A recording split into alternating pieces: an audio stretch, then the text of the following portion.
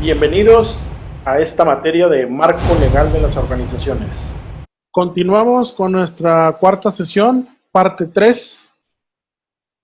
En este caso, continuamos ahora con la negociación mercantil de la propiedad industrial, pero en vez de negociación mercantil vamos a ver la cosa mercantil desde esa perspectiva y lo que les comentaba también la hacienda como tal, ¿no? Entonces, aquí voy a estar saltando de varias diapositivas porque no va ya se habían tocado algunos temas de aquí, nada más es para complementar.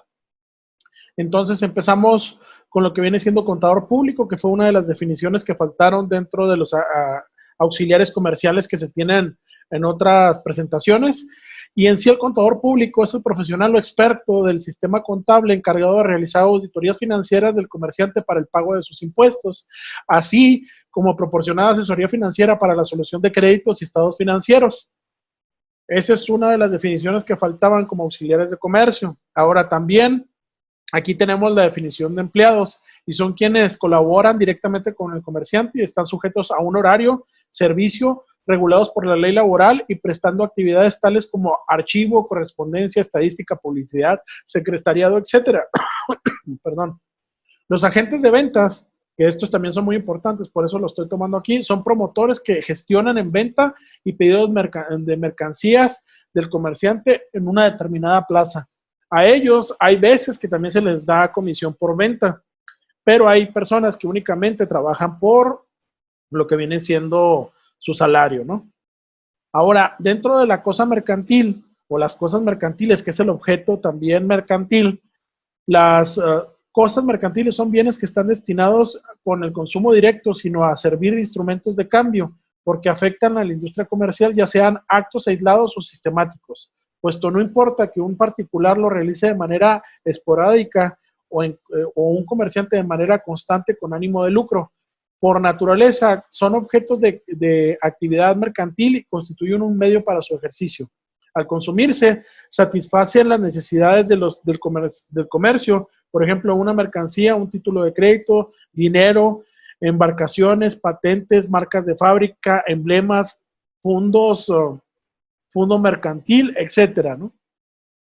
Entonces, esa cosa mercantil también establecemos un bien jurídico, es un objeto susceptible o aprobación. Los bienes mercantiles son materia de relaciones comerciales y pueden convertirse relativa o accidentalmente en cosas mercantiles al momento de que ellos se afecten en actividad comercial.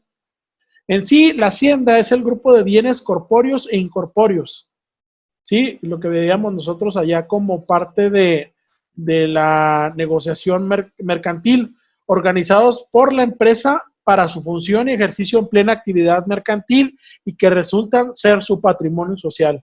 Ese es el patrimonio de la sociedad como tal. Y en derecho civil se denomina bienes o las cosas materiales o inmuebles susceptibles de producir algún beneficio de carácter patrimonial. Si se fijan, ahí es el contraste entre el derecho mercantil y el derecho civil, ¿no? Entonces, recordemos que el comerciante constituye su patrimonio con el conjunto de bienes corpóreos e incorpóreos que tienen en propiedad. Los primeros son capital, en sí dinero, todos los bienes inmuebles de su propiedad, así como las mercancías, los productos y servicios. Los segundos son los derechos de la ley mercantil, le permite como la propiedad comercial, derechos al arrendamiento, derivados de la propiedad industrial, derechos sobre el establecimiento, nombre comercial, avisos comerciales, marcas, patentes, aviamiento, clientela, secretos industriales, diseños industriales, denominaciones de origen, franquicias, derivados de los derechos de autor, creatividad publicitaria, derivados de contratos mercantiles, créditos, anegaciones de la empresa, el tráfico jurídico, el principal bien son las mercancías llamadas mercaderías. Entonces, aquí habíamos platicado del arrendatario y el arrendador. El arrendador pues prácticamente también arrenda sus propiedades industriales para que otros puedan sacarle beneficio. Ahí también hay que tener bien redactadas las condiciones de cómo vamos a arrendar esa propiedad intelectual o esa propiedad industrial para poderle sacar beneficio y estar teniendo nuestros réditos, ¿no? Entonces, aquí interviene otro factor en esta situación, que es la moneda. En México, la base de la moneda mercantil es el peso mexicano y sobre ella harán todas las operaciones en el comercio, de acuerdo al artículo 633 del Código de Comercio, así como los cambios de divisas extranjeras. El tipo de moneda permitida a su circulación es la del metal y billetes impresos con el Banco de México a través de su casa moneda bajo sus distintas denominaciones de valor. Esta misma base se servirá para los contratos hechos en el extranjero y de que deban cumplirse en la República Mexicana, así como los giros que se hagan en otros países. Las monedas extranjeras efectivas o convencionales no tendrán en la República valor que en el más valor que en el de la plaza. Entonces, la mercancía también son las mercaderías o mercancías, son bienes que ATI en 2012 establece que están a efectos a la industria del comercio y son bienes muebles. Esta designación no se aplica a bienes inmuebles ni bienes inmateriales como el derechos o facultades. La fama o prestigio comercial se denomina crédito, fama o prestigio comercial al valor tasado en una buena marcha de una empresa o negocio mercantil, visible en el incremento considerable de sus utilidades en comparación con otras empresas del mismo giro o ramo, producción o servicio.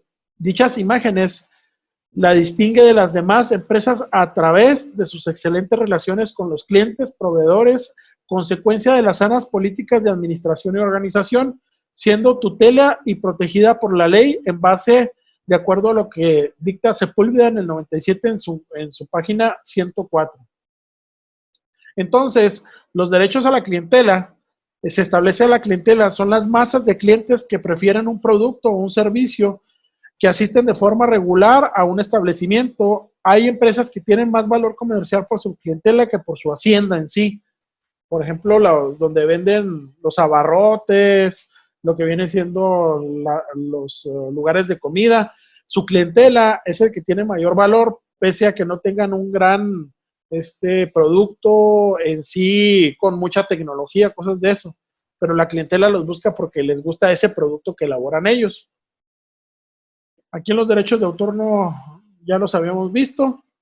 Lo que sí es que aquí en las sociedades mercantiles lo que quería ver es la clasificación, lo que le da la personalidad y lo que le da la constitución. O sea que son tres factores importantes que hay que ver, porque la constitución la pueden llevar a cabo socios o capitalistas, socios que aporten su trabajo, o parte industrial, socios industriales, que esos deben cumplir ciertos requisitos para constituirse dentro del contrato social, su acta constitutiva, de acuerdo al artículo 6 de la Ley General de Sociedades Mercantiles. Y ahora puede ser existencia por objeto y darle una validez formal.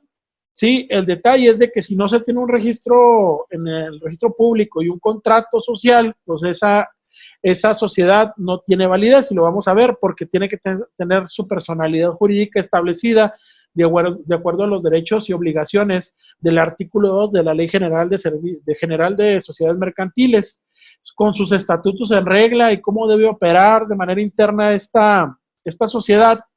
Pues ya será una sociedad con un objeto por registrada de forma adecuada, hecha la sociedad ya en funciones. Pero si no, de cierta manera, si no tiene un contrato social y un acta constitutiva, y si no tiene un registro, pues será irregular. Si es una sociedad ya de hechos, pues estamos hablando de que tiene un acta constitutiva, tiene un registro y tiene una personalidad jurídica, cumple con todas las de la ley. Si es una sociedad con objeto ilícito, como el caso que hay algunas ahorita que no terminan de tener su registro, porque se están amparando con lo nuevo de la comercialización del cannabis como objeto social. Por ejemplo, ellas se registraron desde antes, pero como todavía no está del todo autorizada en más de 3/4 partes de los congresos locales, están esperando que se dé para poder tener en su objeto social la comercialización de cannabis, pero ahí están en espera. Pero mientras están en espera, pues sigue siendo ilícito ese objeto social que tienen. Ya cuando se palomeen los 3/4 partes de los congresos locales, pues ya pasará a ser una sociedad de hechos. Y también hay sociedades extranjeras que tienen que regularizarse para entrar dentro de la regularidad mexicana, ¿no? Ahora, esas sociedades de hechos también tienen su clasificación, pueden ser o se constituyen por sociedades ¿cómo se llama?, de personas con socios industriales o socios capitalistas, que de cierta forma ponen dinero y los otros ponen la fuerza de trabajo o su conocimiento industrial. Entonces, esas sociedades se clasifican, retomaremos este esquema nuevamente para ver a detalle cada una de las situaciones. Esta es la mera introducción de la unidad 1, pero es importante ver las clasificaciones de las empresas de acuerdo a la doctrina y nos establece que por su actividad económica se clasifican tanto en el sector primario, secundario y terciario. El terciario, hablamos de servicios, de secundario de transformación y primario extractivas. Ahí lo vemos que le sacan utilidad a la cuestión extractiva básica de bienes obtenidos de los recursos naturales, por ejemplo, las empresas agrícolas, ganaderas, pesqueras, mineras, etcétera, que le sacan directamente producto al sector primario. Y los secundarios son las que se centran en actividades productivas de transformación físicamente a un bien para hacer bienes más útiles para su uso. Este grupo se encuentra en las empresas industriales y de construcción. Posteriormente está la de servicios, que son los de servicio y comercio, que son actividades de diversa naturaleza y se encuentran en empresas comerciales, transporte, turismo, asesorías y etcétera. Ahora, por su forma jurídica también se pueden clasificar en respecto a individuales y colectivas y sociedades. Dentro de las individuales, pues son las personas físicas, ¿no? Son empresas que tienen un tercero al frente de todos sus bienes, que son llamadas responsabilidad limitada, y están en forma sencilla de establecer negocio y suelen ser empresas pequeñas o de carácter familiar, ¿sí? Pertenecen a una sola persona. Y las colectivas o sociedades generalmente constituidas por varias personas dentro de la clasificación que están y se conforman por el artículo 1 de la Ley de Sociedades Mercantiles y pueden ser sociedades de nombre colectivo, las SC, las sociedades de comandita simple, las sociedades de comandita por acciones, las sociedades de responsabilidad limitada, las sociedades anónimas y las sociedades cooperativas. Entonces, continuando con ello, también en su ámbito de actuación también se pueden clasificar, de acuerdo a la doctrina, las empresas según su ámbito de actuación y función en el ámbito geográfico, por empresas de donde realizan su actividad y se pueden distinguir por empresas locales, regionales, nacionales, multinacionales y transnacionales. Entonces, es importante caracterizar las sociedades mercantiles y aquí vemos como introducción nuevamente de la unidad 1 hacia la unidad 2, las sociedades en nombre colectivo y son aquellas que existen bajo una razón social en la que todos los socios responden del modo subsidiario y ilimitada solidariamente por las obligaciones sociales. La razón social se formará del nombre de uno o más socios cuando en ella sugieren los de todos, se añadirá la palabra y compañía y otras equivalentes. Dentro del artículo 25 de la Ley General de Sociedades Mercantiles, las sociedades de comandita simple es la que existe bajo una razón social y se compone de uno o varios socios comanditarios que responden de una manera subsidiaria ilimitada y solidariamente de las obligaciones sociales y de uno o varios comanditarios que únicamente están obligados al pago de sus aportaciones. Esto viene ya más explicado en el artículo 51 de la ley.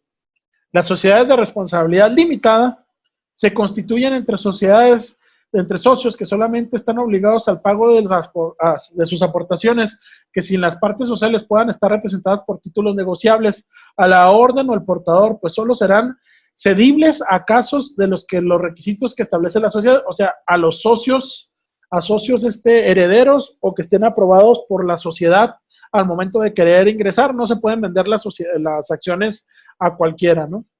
Y sociedades anónimas es la que existe bajo una denominación y se compone exclusivamente de socios cuyas obligaciones se limitan a su pago de las acciones. Sociedades comanditarias de acciones es que se componen de uno o varios socios comanditados que responden de una manera subsidiaria y limitada y solidariamente de las obligaciones sociales de uno o varios comanditarios que únicamente están obligados al pago de sus acciones. O sea, ponen gente que administre y nada más hasta donde aporten ellos son responsables, pero todos los demás son responsables por lo que pase.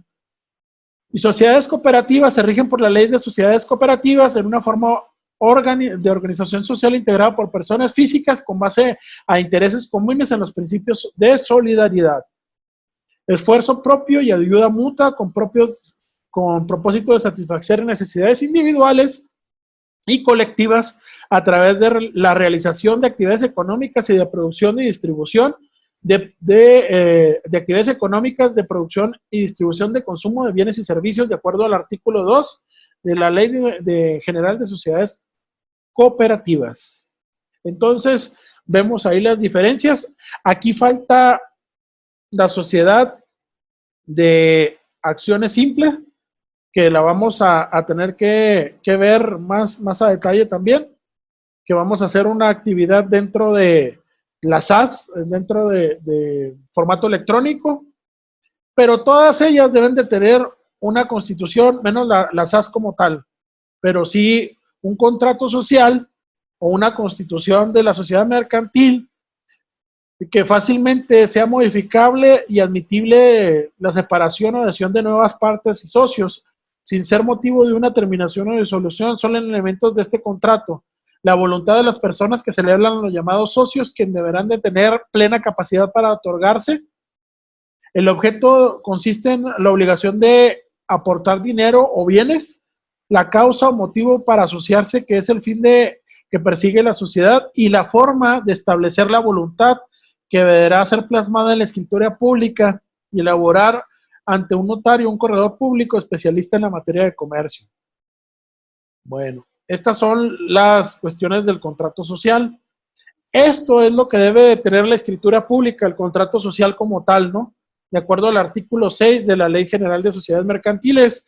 Y estas 13 situaciones es el nombre y nacionalidad, domicilio de la persona física, quien constituye la sociedad, el objeto de la sociedad, su razón social o denominación, su duración, el importe del capital social de cada uno de los socios, las expresiones de cada uno de los socios en cuestión de la aportación del dinero, de los bienes o del capital social, o de la aportación en especie o de trabajo, la denominación de la sociedad, el domicilio de la sociedad, la manera conforme la cual haya administrarse la sociedad y las facultades de los administradores. Los nombramientos de los administradores debe estar en el acta también, y la designación que se hagan para llevar a cabo la firma social, la manera de hacer la distribución de las utilidades y la pérdida entre los miembros de la sociedad, el importe de fondos de la reserva, los casos en que la sociedad haya que disolverse anticipadamente, cómo debe de hacerse, y las bases para practicar la liquidación de la sociedad y modos de proceder en la elección de liquidaciones, puede que no haya sido designado anticipadamente también.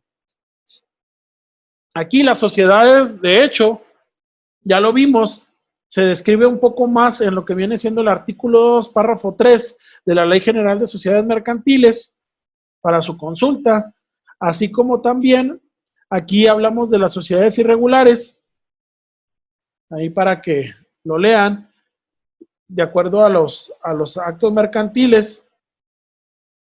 Aquí tenemos también las sociedades de objeto ilícito, de acuerdo al artículo 3 de la Ley General de Sociedades Mercantiles, y este es otro de la disolución y liquidación, como la disolución pueden ser de voluntad, de separación y muerte de quien sean socios.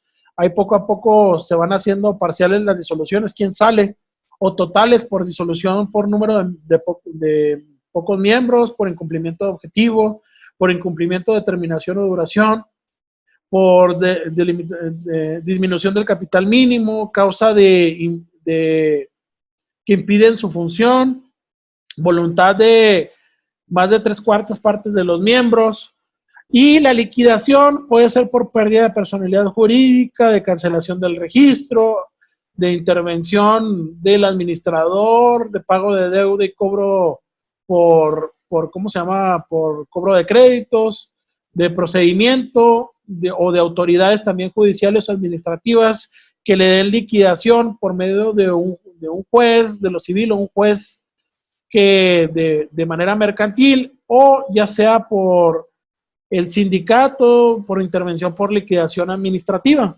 ¿sí? Entonces, ese era uno de los ejemplos que les quería dar de actividades que se pueden realizar entre empresas o la empresa puede disolverse o liquidarse, que ya en el tema 2 veremos más a detalle dentro de estas diapositivas, pero también pudiera ser que la sociedad se fusione con otra, que la absorba o que se crea otra sociedad para que las dos sociedades se fusionen en una, o tener la excisión ¿cómo se llama?, de que la empresa sea excidente o incidida, que posteriormente se verá cuál es la situación. También puede sufrir una transformación por cambio de capital a capital variable, o que por cuestiones de estímulo sufre una transformación, o que sea por tipo de sociedad que pase de SA a SDRL, o sea, en vez de sociedad anónima de responsabilidad limitada, también se puede dar. Entonces, nada más pasamos a aquí lo de la propiedad industrial. No se había tocado la parte de las franquicias como un derecho de explotación de un producto, marca o técnica de secretos comerciales. Y de cierta manera, aquí en esta última vemos lo que es la franquicia o las franquicias. Es la licencia de uso de la marca para transmitir conocimientos técnicos, o sea, proporciona asistencia técnica, autorizada a las personas a quien se les concede el derecho de vender, producir bienes o prestar servicios de manera uniforme con los métodos operativos, comerciales y administrativos establecidos por el titular de la marca a fin de mantener la calidad, prestigio, imagen de los productos y servicios por los que se distingue. El derecho de inscripción de la franquicia se hace en la Secretaría de Economía y puede ser de materia de nulidad, caducidad o cancelación. Entonces, esa parte de las franquicias, que también se puede hacer por una cuestión de arrendamiento también, pudiera darse esa parte teniendo un contrato bien fundamentado y todo, pero pues ya esto de las franquicias ya se ha estado teniendo más respuesta y una forma de transmitir esos derechos ¿cómo se llama?, de manejo de marca bajo otro esquema.